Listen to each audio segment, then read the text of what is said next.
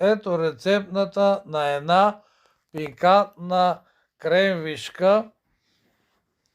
Взимаме тесто, намазняваме найлончето и започваме да го разтягаме между двата найлона. Става много лесно и даже като е намазано солю, още по-лесно. Виждате как се отлепва самата питка. Става страхотна. Разтягаме я хубаво.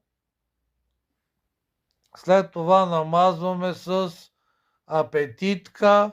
Хубаво намазваме с апетитка, защото ще бъде пикантна кремвишка. Половин кремвиш го разделяме на две, но най-добре цял кремвиш да го разполовите на две и да го сложите, да не са две половинки. По-лесно ще ви бъде за завиването на кремвишката. Когато е цел, става ето по този начин, най-лесно се навива. Сега ще ви го покажа. Ето така и хоп и се навива.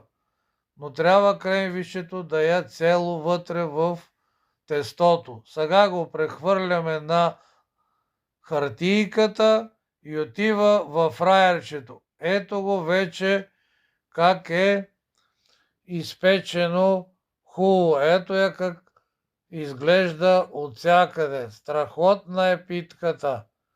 И сега